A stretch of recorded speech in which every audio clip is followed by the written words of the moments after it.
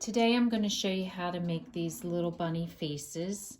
Again, I'm using a couple dollar store products in the making of it. So to get started, I found these little wooden shapes at my local dollar store. And so for each bunny, you want one of them. For the flowers, I used paper hole punches because I have a variety of different hole punches and flower shapes, but you could use silk flowers, you could use other paper flowers, bought store flowers, so whatever you prefer. A color paint that coordinates with the paper that you're going to use. So for the yellow bunny, I got a yellow paint and then 2 colors of paper. So for this bunny, I'm doing the pink polka dotted with the white for the ear, and then I will have the pink paint to paint the sides of the wooden bunny. And then some tacky glue. I used a pearl dimensional fabric paint for the center of the flowers, some glue stick, and then a piece of ribbon just to attach to the back so that you can hang your bunny up at the end. And then you'll need a black marker for the outlining, a pencil, and scissors, obviously, to cut the pieces out. So I followed the same step that I did in one of my previous videos to make the stencil for the bunny. Basically, you just place a piece of paper over and then just follow your finger around the paper and it'll crease the paper to the shape, and then you just cut it out. So that's the stencil that I used. And then I drew on another piece the ear and cut that out so I know the size of the ear stencil. So you need the face stencil, the ear stencil, and then I also drew on one of the bunnies the face that I wanted, and then I will show you how you can trace this onto your pattern paper so that each time your face comes up exactly the same.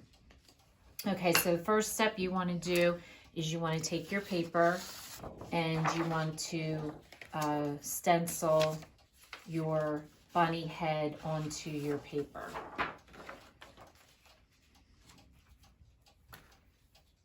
And then next you want to stencil 2 of your bunny ears. That's the inside of the ear out of a color coordinating paper. And since I did mine at an angle, I'm flipping it so that I get 1 of each. Now for the flowers, since I'm doing the punches, I just did a variety of colors in this glitter paper. And then I'm just taking my hole punch and just punching a bunch of different flowers out.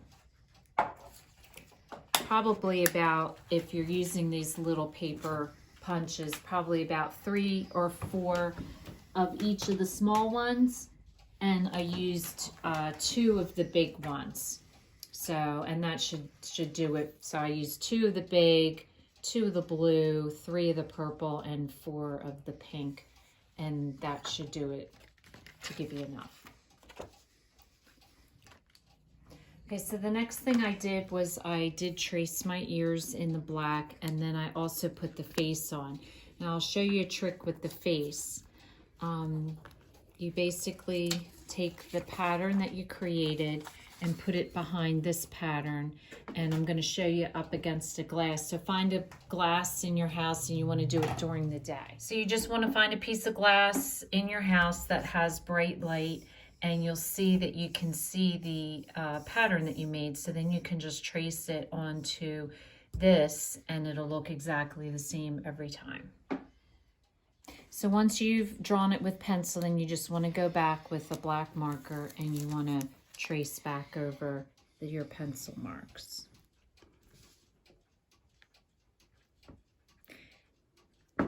You also want to trace your ears, and then you'll want to glue them onto your bunny with a little bit of glue from a glue stick.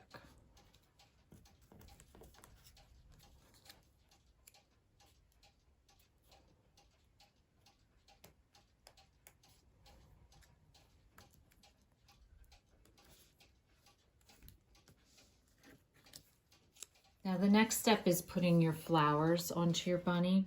So what I always start with is I start with my larger flowers and I place them first, and I try not to line them up, try to position them separately.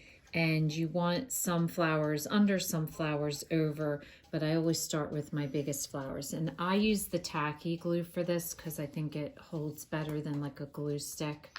So position your larger flowers first and just put a dot of glue on the back.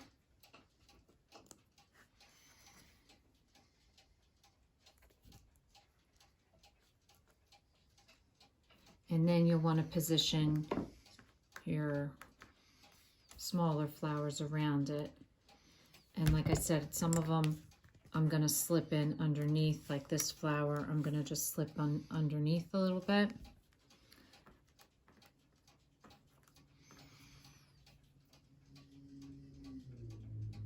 And then this one I'm going to kind of do one above, one below.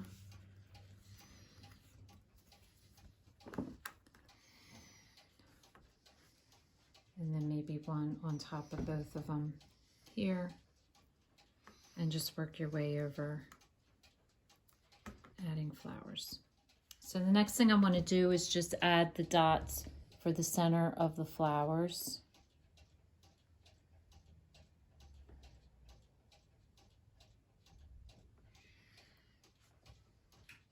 Okay, now that your bunny face is completely done, the next thing you want to do is paint the base on the sides. So for this one, I am taking pink paint and I'm just going to paint the sides and paint a little bit on the top just in case you didn't cut your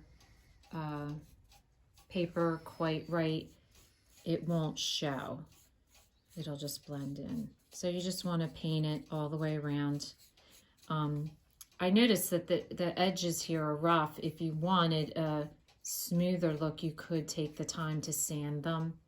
I don't mind the way it looks, so I'm just going to leave it the way it is, but you could finish it up a little bit.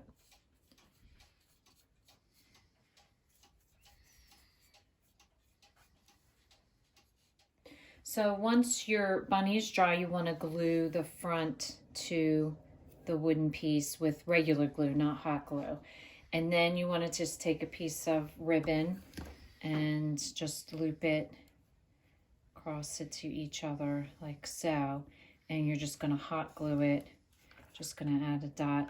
I forgot my little purple fingers. I should have them here right now to press this down, but I don't. This is definitely when you could use them to do that so you don't burn your fingers like I'm about to. And just hot glue it down. And then I'll just put another little dab on top.